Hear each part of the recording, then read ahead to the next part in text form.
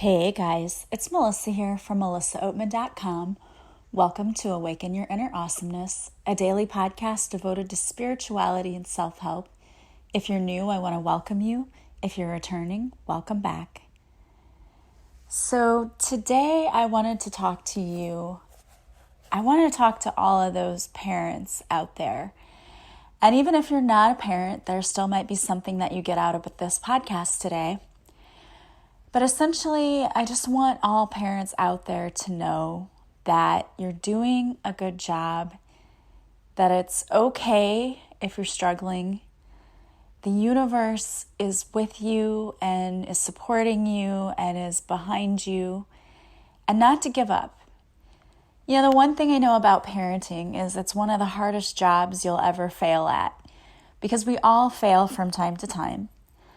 Parenting is like one big experiment of let's see how this goes. Because what most of us do is we do what our parents did.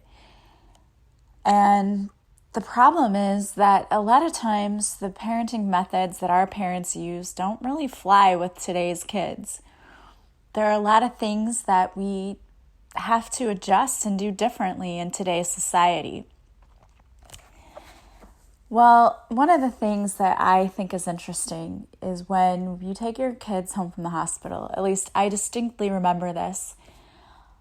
I remember that before we even went to the hospital, I had to take 2 different classes at the hospital. I had to take, it was I think called like a baby care class, and it was all about how do you change the diaper and how do you take the temperature on the milk, the formula, and all those kinds of things. Never once was there a class about how to get a screaming toddler to take medicine when they don't like the taste of it, or to take vitamins, because I can't tell you how many times my daughter spit her medicine and vitamins and everything else back up on me and her. And when they finally made clear medicine, I was like, thank you, somebody's a parent and understands this fight. I mean, it would get everywhere and stain instantly. I had to take a class on how to put a car seat in a car. But no one ever gives you a class on what to do when your child talks back to you, or what to do when you've got 2 different toddlers crawling in 2 different directions and you've only got 2 hands and you can't get to both of them. All of those kinds of things no one ever tells you about. No one ever told me that if my son wanted sweet potatoes and I kept giving him sweet potatoes that he would turn orange or yellow, but he did. They don't tell you these kinds of things in these classes that you take. It's amazing to me that when you buy a new car, they'll spend an hour telling you all of the features of the car and give you a 1,000-page instruction manual. But you go home from the hospital with your babies and it's just like, okay, good luck to you. Be careful. You know, there's no, this is what you do when this happens. Even in those baby care classes, I don't think anybody ever told us or explained what to do when your son is screaming of a stomach ache and you're up all night wandering the halls because the only thing that calms him down is to walk with him and to bounce him and to pat his back because he had gas and he couldn't get rid of it. Nobody tells you that. You know, it's like you learn those things from, I had parents around who were like, this is what you have to do. But nobody tells you, you know, it's just kind of trial and error. I didn't know about the sweet potato thing until I went to the doctor, and the doctor said, oh, does he like carrots and sweet potatoes? And I said, oh, yeah, he loves them. Yep, I can tell. Stop feeding him so much. He's turning orange. Like, oh, okay, all right. But these are the kind of little nuances nobody tells you. And as a parent, you have to go through so many things to learn what works for you and what doesn't work for you. And the thing is, that you have guidelines. You can go read books about parenting and how to raise your child, but the truth is that there isn't one set of things that works for everybody. Every family is different. Every set of needs are different. So I can tell you how to parent a child, but it's not 100% foolproof it's going to work with your child. Because some of you may know this feeling, but I definitely have a child who is super stubborn. And a lot of those parenting techniques just did not work with him. And certainly all of the parenting techniques that I was raised with did not work with him. You couldn't tell him because I said so. I'm not sure that works with any child anyway, though. But you couldn't tell him just do it and not have a reason for why he had to do something. Like, he had to know the reason, and because I said so and because I'm the parent is not things that work with him. And the truth is that a lot of you who are listening to this podcast are raising children who are part of the Rainbow Crew. They're kids who are coming in with abilities. They may be indigos or crystals, and I've done podcasts on those types of children before. So if you don't know what that is, you can go back and listen to it, but you can also just do some research. There are different types of children who are coming into this world to help change the world. And what I'm finding is that raising these children is not as simple as, I read a book and this tells me to do this and I do that and it works. It's not that simple. And it's not as simple as I do what my parents did. That doesn't work either. So it's difficult sometimes to try to find a happy medium, what works for you and what you can do to keep the peace in the house too. Because in my family, it was not just about discipline, but my son would have just outbursts, and it took me a long time to figure out how to even communicate with him. The get in his face and show him who's boss thing does not work with him at all. It has a very adverse effect on him. He does not respond well to that. He needs space. He needs time to think. And those were not things that I was given as when I was growing up. My mom was just the very direct, in your face, you will do this because I said so. If you don't do this, you're going to be in a world of hurt. And that was kind of the parenting style she was raised with. And I guess my personality type was just go with the flow. So when she did that to me, I just kind of either learned to ignore it and just do whatever just to get her to stop. Or, deal with it, I guess. Because there were times when I was growing up when I didn't understand the discipline style and I didn't like it and I didn't agree with it, but you didn't question your parents. And growing up now, raising children is so different because, it wasn't just my son saying I don't agree with this or whatever. It was having a literal reaction that he could not control. And it was so new to me, what is this going on? What is happening? I've never seen anything like this in my life. And it was having to do the research and talk to counselors and just different people and say, how do I get through to him? Because this is what's happening. And it's, first of all, scaring me because when he gets that way, I don't even know him. It's like he's not even the same person. And we found out, through different things, through trial and error, he was going through depression. And there were other issues, with things on his dad's side. And that's another difficult thing because I wasn't really with his dad long enough to know the history of the family there and to know, what kind of mental illness or anything goes on that side of the family. And I know on mine, it's there's nothing. So I didn't know how to deal with that. And that's been, again, trial and error for me of just learning, okay, when he gets upset, when this happens, then I need to do this. I need to give him his space and then come back and then talk to him. And you can't talk down to him. That's another thing too. And it's just so crazy just But I'm telling you, if you don't do things like the right way, if you don't learn how to communicate in the way that he needs to be communicated with, it's a huge blow up. And again, I don't even know how to explain what it's like, except that it's really scary because it's like he has no control over those emotions and what's happening. So I've had to learn how to parent him a little bit differently than, he's very different from his sister. And he's even having to talk to other people that he deals with, like you can't get in my face because I get upset and this, I feel like I'm trapped and this happens. So he has to explain to his friends even, this is how I am.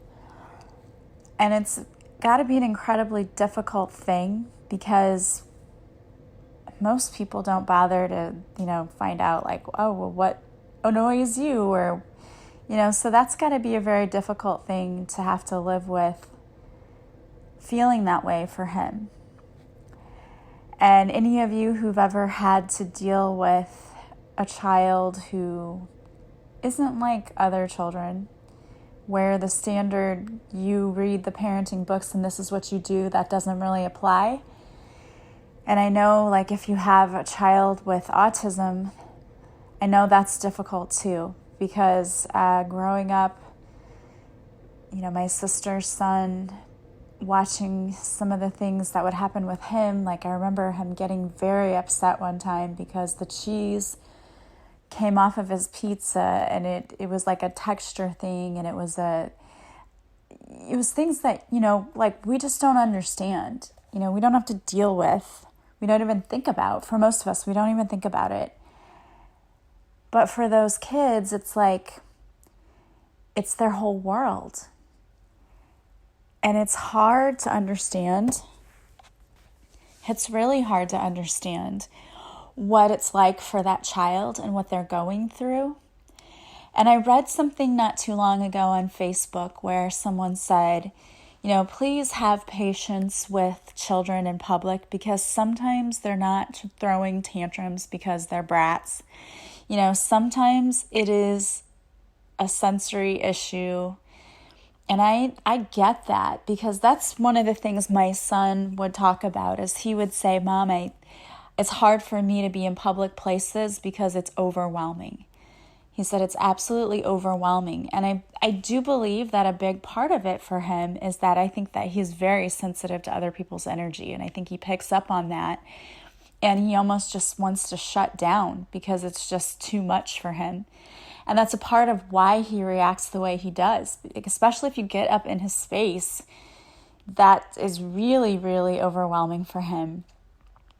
And I feel bad, and it makes me sad that he goes through that because I know, I was talking about this on my live yesterday, that there are a lot of heavy energies going on right now, and you may be feeling it. I know I have been. And I'm just feeling it, not being in an overwhelmingly crowded place, just at home sometimes feeling it. So if you feel that magnified, that's what these children are sometimes going through. It's they're feeling all of this negative energy in this world and trying to transmute it and heal it and raise the vibration of the collective. But can you imagine, how you feel when you feel a little bit off or you feel a little yucky? Imagine that magnified by 1,000 times. And that may not even be enough times that you need to magnify it by, but that's what they're feeling. They're going through all of these heavy energies, and it doesn't feel good. And when they're in places where, I don't know what I want to say, but in places where, I don't know if I want to say there's, what I'm trying to get at is places like school for them. They really don't like it because, first of all, there's a lot of people. And secondly, the energies in a place like that, can you imagine teenage energies? Oh my gosh, going through every other day a hormonal change. It's really overwhelming for them. And it's especially overwhelming, I think, for parents who are raising children like this because you don't know how to help them sometimes. Or we don't know exactly what they're going through. We're on the end pushing them going, you've got to go to school, you've got to do this, you've got to do that. And they're on the other end just saying, no, I don't want to do this, and resisting it. And it makes it tough as a parent because you are just trying to do what's best for your child. And you may not understand what's going on with them and how they're really feeling inside. And I know that for me, watching my children have panic attacks was awful because I wanted to be able to step in and do something. And I tried to step in and do something, and it got to where at least I could, it's all about, diverting the attention, telling them, hey, name 5 things right here. And it's like you're interrupting the brain, the firing of the, I'm not a scientist, so forgive me if I have this wrong, but you're interrupting the neurons firing. So they're taking a different path, so they're not able to continue with that panic attack, basically. You're diverting that, and that's what you have to do. But when you're in the middle of that, and they're having a panic attack, and, it's like, what do I do to help them?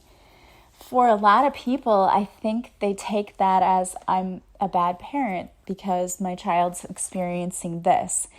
And I've talked to people who have children who are like, they just need to suck it up and they just need to get through it and they just need to, because we all had to do this. And I understand that logic. I do. Because, we were all raised in a generation where if you didn't want to go to school, tough, you had to. You had to stick it out. I remember feeling like I had to be bleeding out of my eyeballs for my mom to let me stay home from school. Because she knew if she let me that I would never want to go. Because it's much more fun to sit on the couch and watch reruns of your favorite shows and eat ice cream or whatever than to go to school. But the problem is that our kids in this generation aren't simply facing the normal things that we faced going to school. There's so much more, and it's so much worse. And a lot of it, social media has a lot to do with that. There's a lot more bullying going on, and there's a lot more depression and anxiety going on. And I do think that phones and social media, that does contribute to that. But I also know that this generation of children who are coming into this world are also different. And they're here to raise the vibration. And so many of them have special gifts.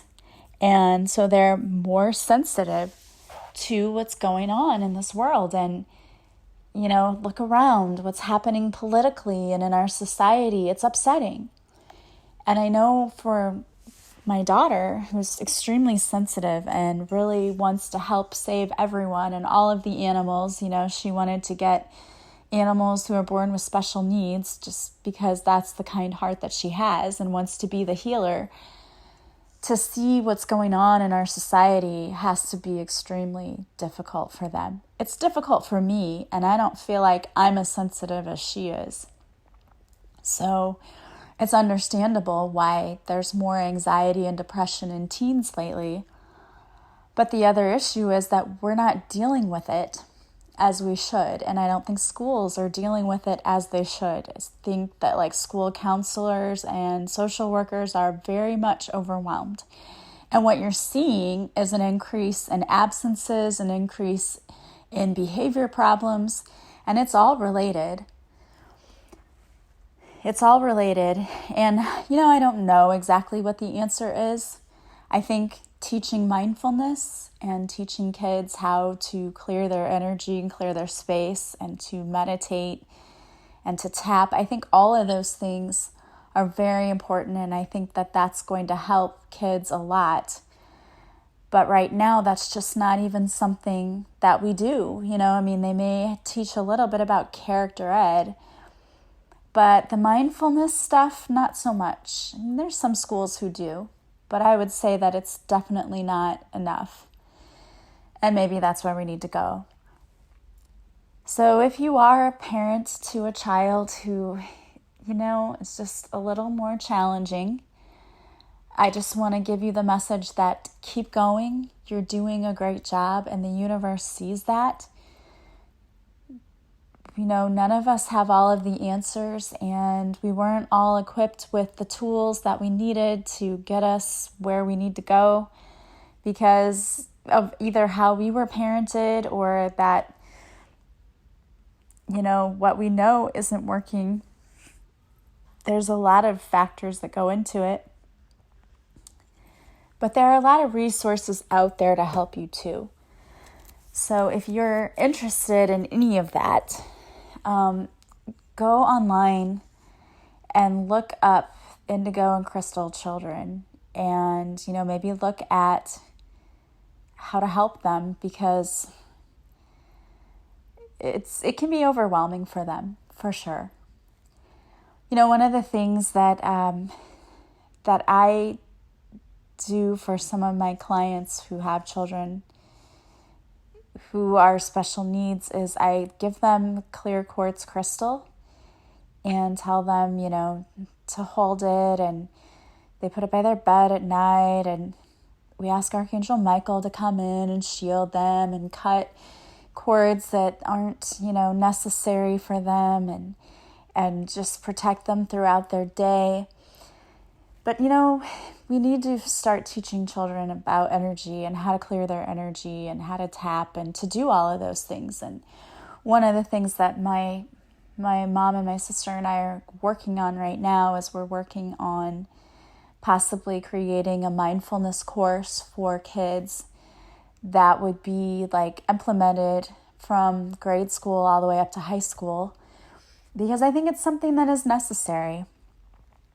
Also, if you'd like other tips, I know I've told you that I'm working on a book. Well, it is done and it's at the publisher, and it is going to be released in January. So if that's something that you would be interested in finding out more about parenting tips, my book is all about how to survive and thrive after a divorce or breakup.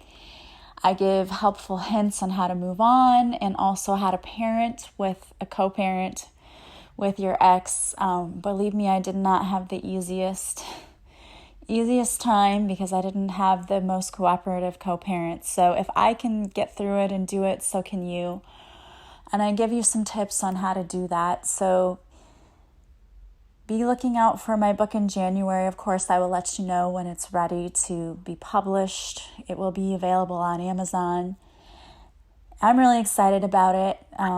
It's going to be called Beautifully Broken, and I'm very proud of it. Excited about all the things that are coming up for me, and I'm just so grateful for all of you for being there and listening and following me. I really appreciate it. But I want you all to know that you guys are doing okay. You're doing a good job. Keep it up. It's hard. It's difficult. Parenting is not easy. It's probably one of the hardest jobs you'll ever have. And those kiddos will pull at your heartstrings forever. But you know what? You have an important job. You have a very important job. And it's important that you take care of yourself as well, because your children need you, and they need someone who's happy and healthy and whole. So be sure to fill your own cup and take care of yourself and know you're doing a good job. All right, guys. Well, I wanted to pull a card for you. So I pulled a card from the Archangel Oracle deck, and the card I pulled is Healthy Lifestyle, and it's Archangel Raphael. Eat a healthful diet, get adequate sleep, and exercise regularly for optimal health. So I think some of you who are out there listening may be ignoring your own health because you're too busy, and I get it. Especially as a parent, we run ourselves ragged. We try to burn our candles at both ends. We try to do everything for our kids and then try to do everything for ourselves, but it's hard to keep balance and to be healthy. So this is saying for you to take time for yourself, start eating healthier. And I tell people all the time, you don't have to do it like all at once. You don't have to be like gung-ho, I'm going to cut everything out and just eat lettuce. Like, that's not really what it's all about. Just start replacing things here and there. Maybe say, you know what, I drink soda every day. I'm going to stop drinking soda. And I'm going to replace soda with flavored water. Or, you know what, I eat a lot of hamburger meat. I'm going to replace that with ground turkey. You know, just make little swaps here and there. They're very minute and little, and they don't have to really be a big major thing. But though, if you start doing that little by little, it's going to add up to a lot of major things in your life. Because I know that's what happened with me. I started just doing all of these little things where I would start drinking more water. I started eating a little more protein, a little less carbs, cutting out a little sugar, like this and that, just here and there. And I noticed that over time, it's like, oh, you know what? Like, I'm actually eating pretty healthy. So it doesn't have to be overnight. I'm going to throw everything out and start over. If you want to, great, but you don't have to do that. If you want to do things that are going to stick with you, that you can actually keep going with and doing, then I would say starting slowly and small is a great way to go, and just one at a time start replacing things with healthier things. And exercise is so important, especially in the wintertime. You know, for those of you who live where it gets cold like I do, I miss being able to go outside in the sunshine, and I feel very much drained and depleted when I don't have the sun. So for me, exercising is a way to get my mood elevated, to get those endorphins flowing through me. I always feel so much better when I do it. And you know, I'm the type of person that whenever I go to exercise, I'll gripe about it for the first, thinking about having to do it. I'll be like, I don't want to do this. Oh, this stinks. I'll have that attitude sometimes. I'm human. But once I do it and I get through it, at the end, I'm always like, I feel so much better. I'm so glad I did this. And for me, it's all about finding people that I can work out to who are positive and who are fun. And there are a lot of great people on YouTube. I watch Rebecca Louise. I just do a YouTube search of her videos. I also like to do Zumba, so I like dancing, and to me, like when you're dancing, it's like you're not even working out. So it's fun to find things you can do, and when you're at home, if you can't necessarily get the dance move down, or you can't keep up with it, you can modify and you don't have to worry about anybody laughing at you. So that's the great thing about working out at home too. And for me, it holds me accountable because I'm like, there's no excuse for me not to do it. I'm at home and this is where my gym is. So I need to get my rear end in gear and do it. And make sure, of course, you're getting lots of sleep too. We need rest. So if you haven't been sleeping lately, and I don't know about anybody else, but for some reason, the last couple of nights, sleep has been very elusive for me. Like, I sleep, but then I keep waking up in the middle of the night. And again, I think it has a lot to do with these energies that are going on. But do a meditation before you go to bed to help you sleep, because you deserve to get a full night's sleep and to be rested. All right, guys. Well, I want to thank you for being with me today. As always, if you like my podcast, please subscribe. Please share it with others. That helps me to fulfill my mission to help as many people as possible. And right now, I have a contest going on social media. I posted about my podcast. If you like that post and share it, I am going to draw a winner for a free coaching session with me. So if you want to win a free coaching session one-on-one with me, all you have to do is go to either Facebook or Instagram, find that post, share it, and like that post. And then I will draw people who have shared my post. I will draw a winner. So you have a week, and you can share it as many times as you want. The more times you share it, the more chances you have to win, because every time you share, I will put your name in the hat. And the person at the end of the week that I pick will win a free coaching session. I will contact you through social media to let you know that you won, and we will set it up and go from there. So what better way to start the new year than with a free coaching session? I love that. And don't forget to follow me on social media. I go live on Facebook at Mondays at 5:30 Central, and I do a free card reading. And I go not live. I am going to go live on Instagram. I just haven't done it yet, but I do upload videos to IGTV. So if you follow me on Instagram, you can see those videos, and it's a completely different reading, and it's usually just like a short little mini read. So check that out as well. Thank you so much for being with me today. I hope you guys have an amazing day filled with blessings. I will see you here tomorrow. Bye-bye.